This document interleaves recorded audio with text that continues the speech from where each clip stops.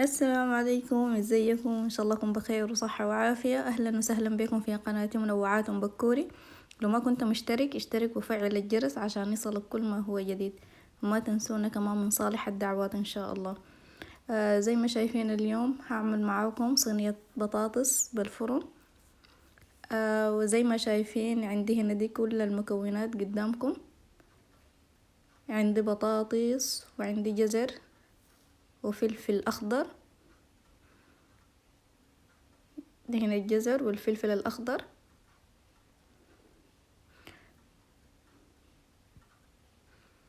عندي طماطماية كبيرة وعندي بصلة، وعندي هنا البافرة، أو يعني عندها مسميات تانية في بلدان تانية مختلفة، احنا في السودان بنسميها البافرة. وعندي هنا دي اللحمة، لحمة صافية طرية مقطعاها بالطريقة دي شرائح.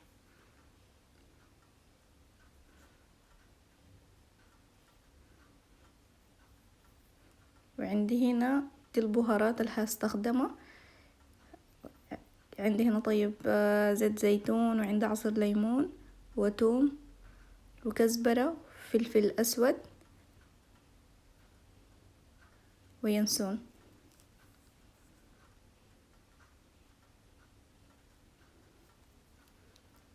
زي ما شايفين هنا أول خطوة هعملها، جبت اللحمة وبضيف عليها البهارات. بديت بالليمون، عصير الليمون، بضيف كل البهارات دي للحمة.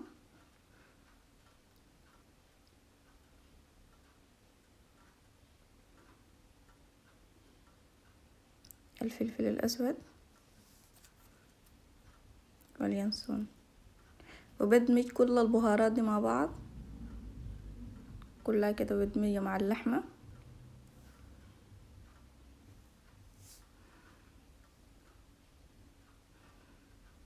بعدك بجيب الصينية دي، جبت الصينية دي اللي هستخدمها، وعندي هنا طماطم، ملعقتين طماطم وكوباية موية وملح. زي ما شايفين انه انا ما عندي في البهارات هنا كان ملح، فانا ضفت الملح في الصلصة مع الموية، صلصة وموية وملح خلطتهم مع بعض. فبيجي ببدأ برص كل الخضروات واللحمة كلها كده، برصهم هنا في الصينية. بضيف اول حاجة زيت زيتون، بضيف شوية من الزيت بس علشان ما تتلزق لي.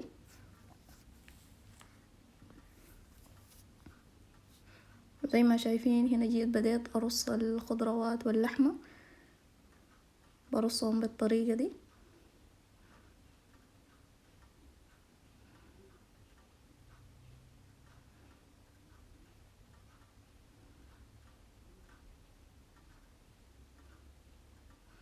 وكده بعد ما رصيتهم كلهم،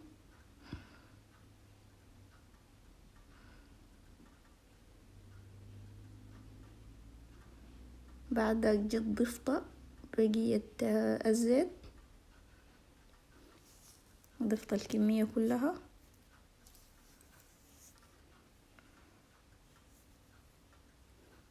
وبجيب الصلصة اللي عملتها بضيفها كمان بفوق.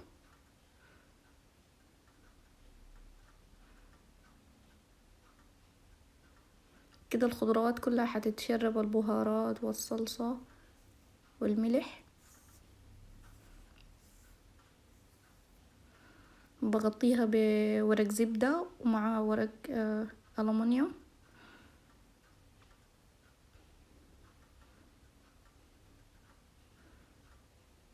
هنا غطيت الصينية زي ما شايفين، وبقوم بدخلها الفرن، بخليها في الفرن لمدة ساعة 180 درجة، أو يمكن تاخد أكتر، ساعة وعشر دقائق، ساعة وربع على حسب نوع الفرن. بعد ما أخدها في الفرن بعد ما تاخد مثلا 45 دقيقة، بعدك بشيل الألمنيوم، ورق الألمنيوم والزبدة، بخلي الخضروات تشوي لي من فوق. وهنا دي الصينية بعد ما طلعتها من الفرن، خليت زي ما قلت لكم، طلعت ورق الألمنيوم، خليتها تشوت شوية من فوق عشان يديني اللون ده. وألف صحة وهنا ليكم، وأتمنى أنكم تجربوا الطريقة، وإذا عجبتكم ما تنسوا تخلوا لي تعليق، وما تنسوا كمان تفعلوا الجرس وتشتركوا في القناة.